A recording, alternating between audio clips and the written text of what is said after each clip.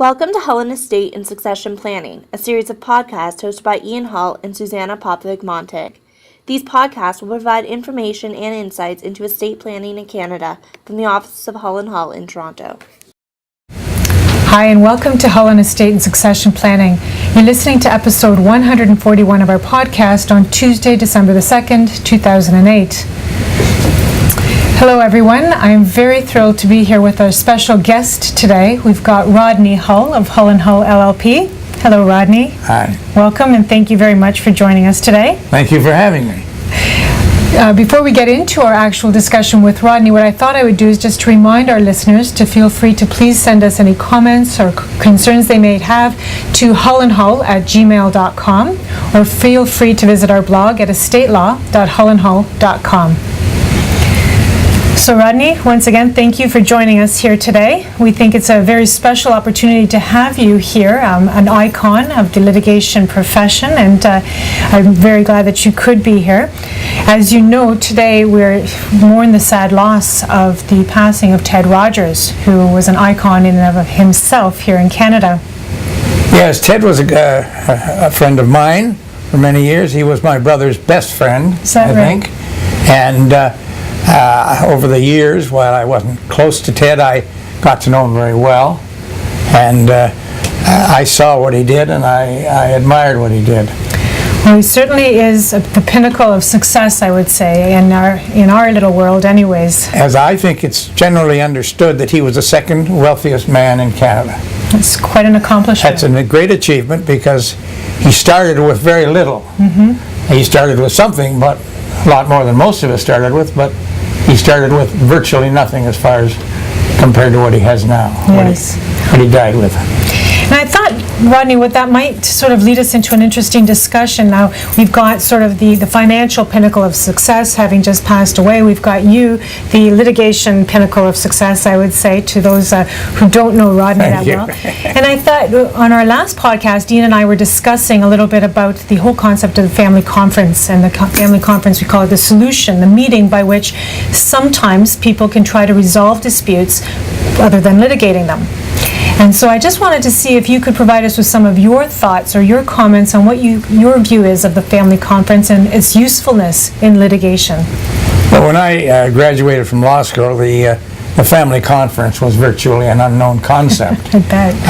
It probably came out as a result of the trend over the years, and especially the last 10 years or 15 years, with respect to mediation. Mm-hmm. People found out over the years that by discussing things, they can usually resolve a lot of differences. I remember very few trials when the first comment of the judge wasn't, "Mr. Hull, are you ready to proceed?" You'd say, "Yes, call your first witness." Mm-hmm. There was never discussion about settlement. Settlement was very far from our minds. And we relied basically on the justice system, which in those days was a lot more fun than it is today, but perhaps less effective in dealing with issues between people, especially families. You know, it's interesting you say that, Rodney, because my experience tends to be a little bit more different in that typically when I'm standing before a judge, one of the first things they'll say is, "Counsel, do you really have to be here? Can you not just go out there and try to solve your own problems?" And so it's interesting to see this different perspective and how over the years, even the approach of the judiciary, I would say, has changed a little bit to these kinds of family disputes, essentially. Well, quite properly, judges are very reluctant to go the distance of a trial, and it must be a rare case today when the judge doesn't say, "Well, you say you haven't had an opportunity to settle this matter. Why don't you go outside and I'll come back in half an hour." Yep. And that frequently resolves the problem.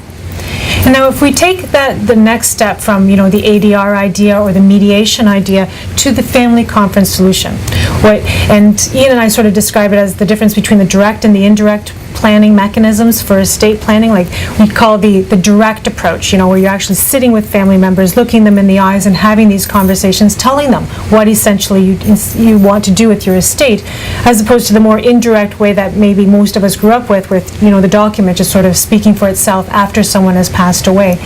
What are your thoughts on the family meeting? Well, I think a family meeting is an incredibly important aspect of any person who is what we determine to be rich. It's virtually impossible to keep a family that has any large numbers involved happy about what transpires if there is any difference in what is disposed of.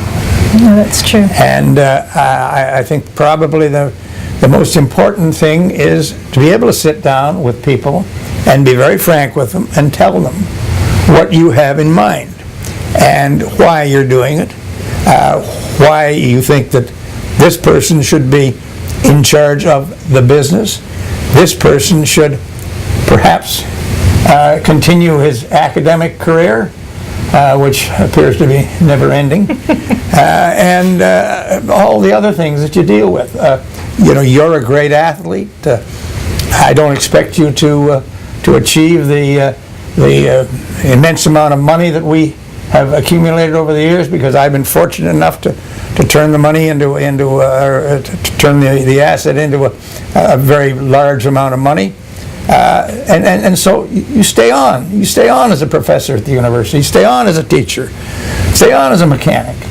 There's nothing that should offend you about the fact that Jane has been so careful to guide me in directing our enterprise.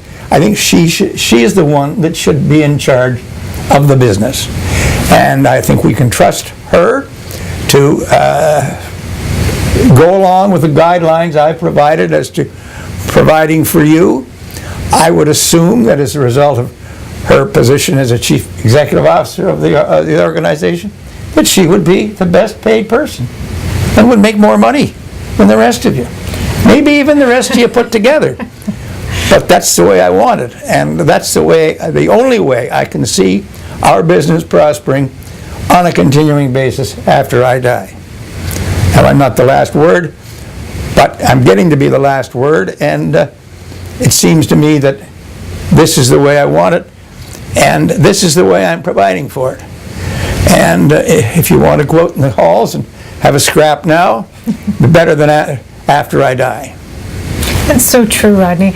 Now, I know certainly, from experience, we've seen some reluctance with people actually talking about, the thought of death, the thought of how they're going to plan their estate, and of course, having to confront family members while they're alive. Do you have any suggestions of how we can try to encourage people to do this sooner rather than later? Well, I think, first of all, unlike my temperament, you'd have to be pretty gentle. I think must be a rare person that could do something like that without causing a great deal of concern and bad feeling between people.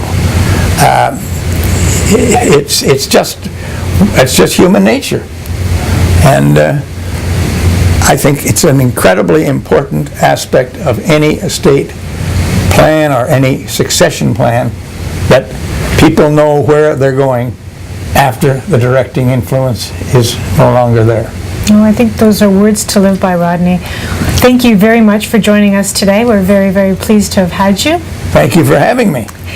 And just a quick reminder to all of our listeners to feel free again to comment on our blog at estatelaw.hullandhull.com, or feel free to drop us an email at hullandhull@gmail.com. Thank you very much. You have been listening to Hull on Estate and Succession Planning by Ian Hull and Suzana Popovic-Montag. The podcast you have been listening to has been provided as an information service. It is a summary of current issues in estates and estate planning. It is not legal advice, and you are reminded to always talk with a legal professional regarding your specific circumstance. To listen to other Hull and Hull podcasts or leave any questions or comments, please visit our website at hullestatemediation.com. Thank you.